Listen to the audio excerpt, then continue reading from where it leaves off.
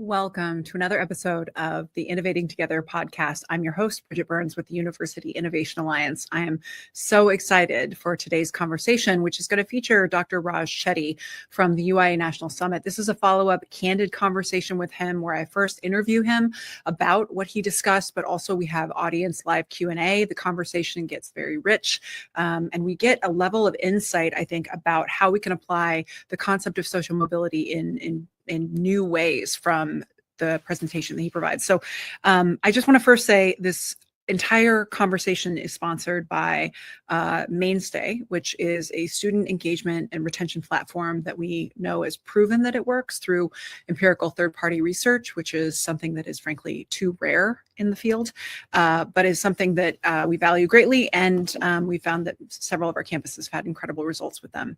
Second, it's also supported generously by the Carnegie Corporation of New York, who has been a longtime partner with the UIA. But more than that, I also want to add that the Kresge Foundation uniquely supported Raj's presentation and his participation in the UIA Summit. So we are really grateful for them. Thanks for giving me a chance to give some shout outs for the support that enables us to do this kind of work. So please join me in a really rich conversation with Dr. Raj Chetty from Opportunity Insights.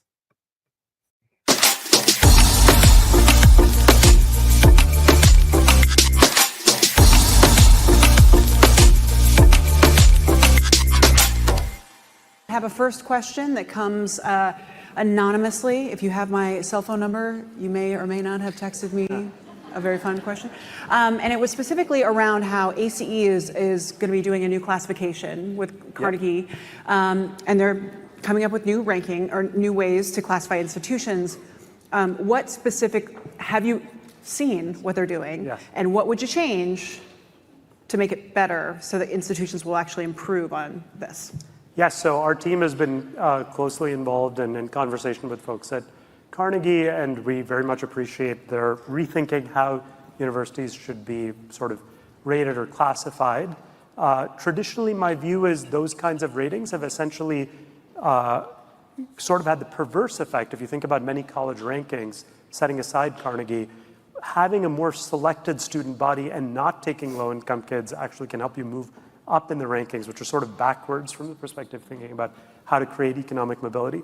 So the way the Carnegie folks are thinking about it, to my understanding, is exactly along the lines of that key chart that I emphasized of the two dimensions, upward mobility rate and access, and basically thinking about which universities are falling in the upper right side of that chart, which universities are really creating economic mobility, Bridget, giving those pathways for lots of people to climb from the bottom to the top of the income distribution. That's going to be one element of how Carnegie is going to classify institutions going forward, which I hope, and I'm starting to see signs, with other more public ratings, US News and so on, starting to put more weight on these kinds of mobility measures, which I hope will further basically reward the types of efforts you all are doing by helping those programs essentially help universities move up in the rankings. Great. I believe we have a question, or unless I can go to my secret text chat. Yes, Betsy. Hi, thank you so much. Aisha Elamine from the University of Illinois, Chicago. Thank you for your talk and your work. I really was taken aback by your mapping, the upward mobility map, heat map, and your positioning that race and place matters, and I absolutely agree. I'm wondering, when you talk about sectorial job training in the Year Up program, how does that overlay to that map? Yeah. So you show that when they have that training, there's an upward mobility, but when you overlay race on top of that, does that is there any distinguishable factor there? Yeah, thanks, Aisha. Great question. So let me say a little bit more about what we've learned on job training. So I do think any one of these programs can make a sizable difference. So we see that the Year Up program, for example, for Black kids, puts them on a significantly better trajectory. Does it completely close those gaps? And if we were to imagine a world where every Black kid had that access to that program, would the map for Black kids look the same as for white kids? I think the answer is no. I think this is a complicated situation where there are many different things at play, and we need to have many different approaches to tackle these problems. In fact, the talk that I'm going to give tomorrow is to a completely different audience, folks interested in place-based investment. How do you transform communities and reduce segregation and so on, which I think can also be part of the toolkit, just like what all of you are doing in the higher education space. So there's no silver bullet, But I also think there's no excuse. That doesn't mean, sometimes people interpret that as saying, oh, I can't solve that problem by myself. All these things happened before kids got to college. Somebody else should solve the problem. That's not the right way to look at it either. I think there are a bunch of things that matter, and we see that progress can be made in each one of those areas, but none of them is going to fix the problem entirely by itself. Dr. Candace Staples. Thank you and good afternoon. I was really interested in your social capital argument. My name is Steve Woos and I am at Oregon State University. Woohoo! I was looking at the maps also, looking at the upper Midwest and the Southeast, and I just wonder about levels of economic inequality. I wonder about residential segregation, and I wonder also about economic base when you turn to the argument about enhancing economic connectedness as a path forward. Are there limits to the viability of that strategy based on those underlying social conditions that would then shape how we as universities engage in the space? Yeah, great question. I think all of your observations are absolutely right. And in fact, if you were to read the paper called Land of Opportunity that analyzes those data carefully, which you can find on our Opportunity Insights website, we identify a number of exactly the factors you pointed out on segregation, what's going on in the Midwest, and so on. Let me just give you, more of an anecdotal example that kind of captures the spirit of your comment. So my wife grew up in a small town in southern Illinois called Salem, Illinois, which is near University of Illinois, Urbana-Champaign. About 7,000 people. Her dad was the town doctor. If you look at her network of friends, it was completely, integrated by class because there was basically no other game in town in terms of school you go to, who you interact with. There wasn't an opportunity to completely segregate by class, let alone by race, as often occurs in bigger cities. And I think that sort of experience, to me, captures why, if you look at the maps I was showing you, the rural Midwest in particular excels in terms of social capital, that cross-class connection, and also in terms of economic mobility. And you hear lots of stories like that. So you're asking, I think, the right question of, well, we can't all be the rural Midwest. Like, that's not a policy solution. Like, what do you do with that? But I think you can take something from that in terms of thinking about how you create that experience and imbue that logic, importantly, in the programs that we already implement.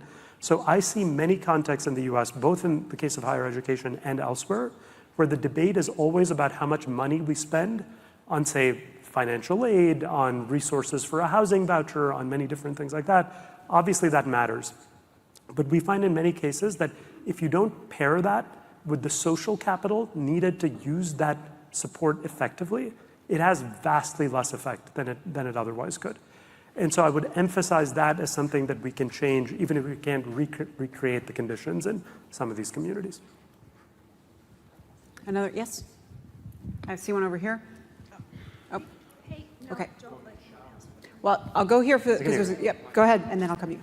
Good afternoon, Dr. Kimberly Laurie. Thank you so much. I'm representing the NITS, National Institute for Study of Transfer Students, and also Texas Association of Community Colleges. So I'm so grateful to see that you actually identified some community colleges on your charts, and also thinking about the large number of students, particularly historically underserved and low income, that start at community colleges. I'm just wondering if, based off of your research, if you saw any outcomes in particular for transfer students at four-year institutions, or just any high flyers. I know you mentioned SUNY and the ASAP program, but any other regions or institutions that maybe could be a model that we could look to for some outcomes? Yeah, absolutely. Thank you for that. So we certainly see that a number of the two-year institutions where you see terrific, better outcomes are cases where there's transfer capacity. So you see that in the UC system, for example, where there are lots of students who end up doing extremely well through the transfer pathway. I think thinking about how to do that more systematically in other settings could be incredibly valuable. Again, I would encourage you, of course, I'm not familiar with every college in the Texas context or elsewhere. All of that data is out there. So trying to understand which of those colleges do seem to have very good outcomes, which don't in your own context in the colleges you're interested in, I think could be very valuable. But more broadly, absolutely, I think transfers are a big part of the answer here. Hi, thanks very much. This is really awesome. I appreciate it. Vincent Del Casino, San Jose State University, and social geographer by training, so the maps always geek me out. So one of the things that's interesting being at San Jose State is the valley itself, and you use absolute income. I wonder if you ever talked about living wage instead, because if you look at the percent of students in that valley, right, it's a very different thing. 43% of them with families over 110,000. And if you look at the Gini coefficient of that region, we look like a failed state because wealth inequity, in fact, probably maps right up onto that. So do those things play into how you start to think about how universities might think about their local communities and how you respond to those challenges? Great question. No doubt differences in cost of living across places. $40,000 means something very different in San Jose versus Iowa. So let me say two quick things on that, and I know we're running up on time here. So one is that empirically, it turns out if I take those maps that you like, and I'm delighted about that, and I adjust for cost of living, they would look pretty much the same. They're correlated 0.9 with the maps that I showed you, meaning that 90% similarity in some sense, right? Why is that conceptually? So the way we do that is you can get data on local cost of living, as you know, based on rents and costs of groceries and things like that. Imagine adjusting both the parents' and kids' income by those measures and recreating the map. And what I'm saying is the map you get is basically the same. Why? The reason is that most kids in the US live very close to where their parents grew up. The median kid in America, when they're about 30 years old, lives 13 miles away from their mom. And so the reason that matters in this context is when you adjust for cost of living, you're pulling the parent down in the income distribution. So the parent making $27,000 effectively is much lower in the income distribution in San Jose. And you're also pulling the kid down, as you emphasized. When you think about economic mobility, it's really fundamentally about how you are doing relative to your parents. And as a result, it doesn't end up changing the calculation that much. If people moved around a ton, then it would matter. But in practice, that's not the case. So I think the conclusions are not completely skewed by that, but it's certainly something to keep an eye on. I think I can we one question? Sure. One last question, because it's a college president in the back of the room, I believe. Thank you. Hi, Lisa Vollendorf from Empire State University. Thank you for all of this. You've given us a lot of food for thought, and of the many, many disconcerting things that you've given us to think about, for me, one of them that really stands out is that just as America is segregated in all the ways you have laid out and alluded to, so too are many, many of our colleges and universities. Yes. So my institution, for example, serves 16,000 online students, primarily adult students. Yes. But they range in age from 15 to 88, but I would hazard to guess that very few are in the upper quintile. So it, for me, is a deep challenge that you've laid for us about how to build social capital across class lines, let's say, when many of us are serving only the lower quintiles. So I'm wondering what you think of that and ways that you think we might intervene. It's a great question. I think you've characterized the situation beautifully. If we look at the data that I was showing you in that scatter plot of the colleges, one point we make in the paper that analyzes that data, called mobility report cards, which again you can find on our team's website, is that there's actually more segregation across colleges in America than there is across neighborhoods in America. You are more likely to encounter somebody from a different class, a different income level, walking down the street in your childhood neighborhood in the high school you went to than the college you attend, which is weird when you think about it, because our conception is that colleges are going to be the place that are sort of the level or the mixing ground, but that's absolutely not the case at present. I think you lay out the challenge correctly. How do we create that integration? One is to change who comes in the door. That's kind of moving the dots to the right in the chart that I was talking about. At institutions like that are extremely selective, diversifying the student body is extremely important. That's going to have its limits for the reasons that I said. I also think it's interesting to think about an institution like yours. You emphasize the online aspect of it. an interesting area to maybe innovate is to think about whether there's a way to harness technology to create those connections. My view is that at present, if you think about like the Facebook data that I showed you, if you think about the online community, there's potential to connect with people in very different settings from very different backgrounds. In principle, you're no longer bound by geography, which can be the greatest stratifier in many cases. But that doesn't happen automatically. If you look at the segregation that people have online, it's about as large as what you see offline. And so I think it takes deliberate efforts to try to create those communities. I don't have the answer for you in terms of exactly how to do that. Hopefully some of these programs that are showing some signs of success are promising indicators. But I think having everyone here think more about these issues would be incredibly valuable. Please join me in thanking Raj Chetty for